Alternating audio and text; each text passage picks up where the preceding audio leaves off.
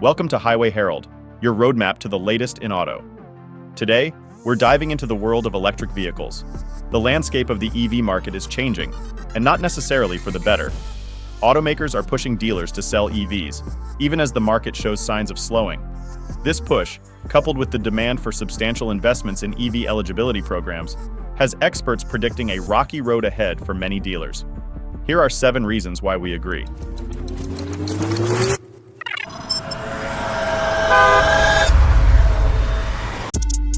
Reason number 7. The EV market is hitting the brakes. The first sign of trouble on the horizon is the noticeable slowdown in the growth of the EV market. In 2021 and 2022, the EV market was booming, with year-over-year growth exceeding 90%. However, by the end of 2023, growth had slowed to a still respectable 50%. The downward trend became more apparent in early 2024, with January seeing a modest 15% year-over-year growth. The reason for this slowdown? The early adopter phase is over, and the rush to own a zero-emission vehicle has cooled. We're now in a phase where the middle class is expected to embrace this new technology, but it's not an easy sell. This group is driven by practicality and value for money, not necessarily sustainability. And let's face it, EVs are still a hard sell for the average buyer. They're expensive, not always convenient, and still have limited range. Dealers are acutely aware of these challenges and fear that a continued push for EVs could jeopardize their business model. Reason number 6. EVs are a tough sell. The deceleration of the EV market is just one side of the coin. The flip side is the dramatic surge in electric car production. During the tumultuous years of 2021 and 2022, supply chains were in flux, but they've since stabilized. However, automakers' production plans, which were based on those boom years, are now out of sync with the current market trend. This has led to a significant imbalance between supply and demand. Sources suggest that EV production has quintupled over the past year. With a mere 15% growth in January, it's no wonder that the market day supply has soared. While we don't have the most recent data, by late 2023, it was already well over 110 days. Today, that figure is likely even higher. From a dealer's standpoint, filling their lots with EVs at this juncture is a risky move. It could potentially slow down sales and impact profits, while the high market day supply rate suggests their capital could be tied up for months. It's a gamble that many are unwilling to take. Reason number 5. Hefty investments. The golden era of rapid EV growth and disrupted supply chains is behind us.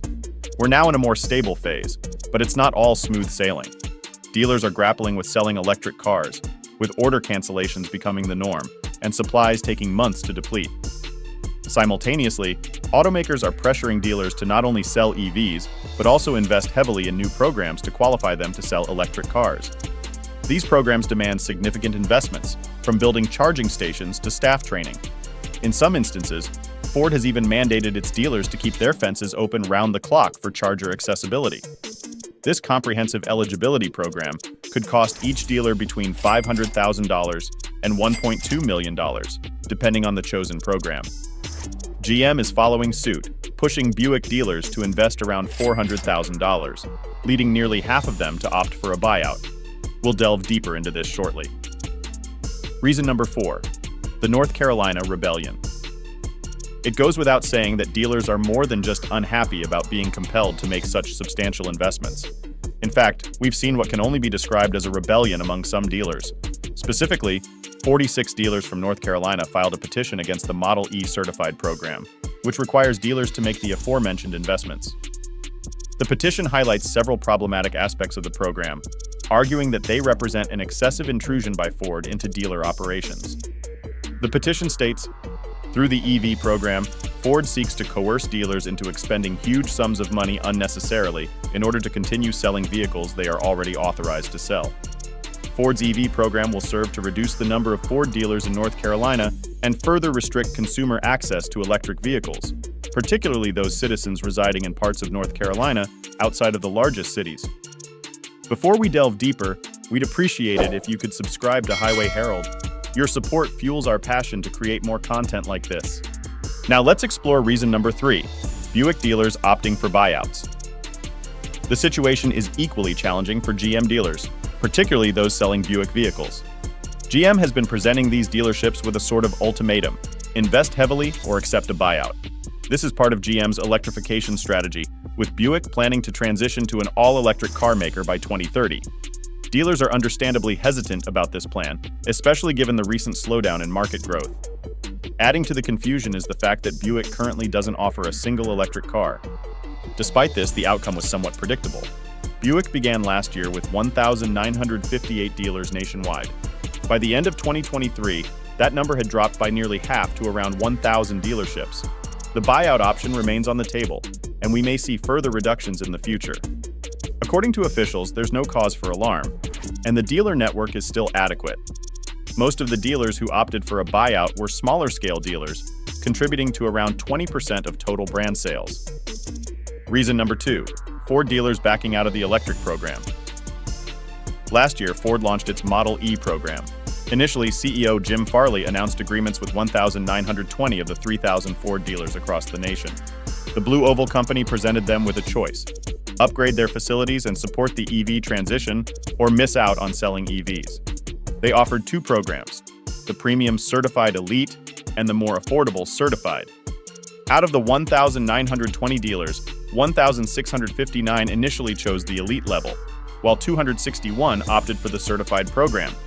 However, with the EV market faltering and Ford delaying EV investments, some dealers chose to prioritize their sustainability and withdrew. 53 dealers who had initially signed up for the Certified Elite program have since withdrawn their applications. Additionally, 24 have downgraded to the Certified program, indicating dealers' growing doubts about the profitability of their EV investments.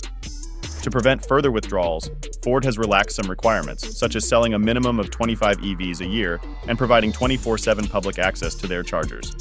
Reason number 1, the shift to direct sales. Perhaps the most significant concern for dealers is the move by many automakers, including Ford and GM, towards direct sales. It seems everyone wants to emulate Tesla's model and sell cars directly, bypassing the middleman. And for legacy automakers, the focus is, of course, on electric cars. The goal is to enhance the buying experience. As the world of shopping moves increasingly online, why should car sales be any different? The idea is to create platforms that allow buyers to configure their models, receive offers, and even arrange financing according to their preferences. Ford launched this program in February, and it's clear that dealers are not pleased. For now, the company is only selling the Mustang Mach-E through this platform. Other automakers are developing similar programs, all aimed at helping buyers avoid negotiations with dealers, which can lead to a variety of arrangements, including substantial markups. Dealers are unhappy because direct sales would result in minimal profit margins on EVs. Thank you for joining us on this journey through the evolving world of EVs. Don't forget to subscribe to Highway Herald to stay updated on the latest vehicle updates and upcoming videos. See you next time.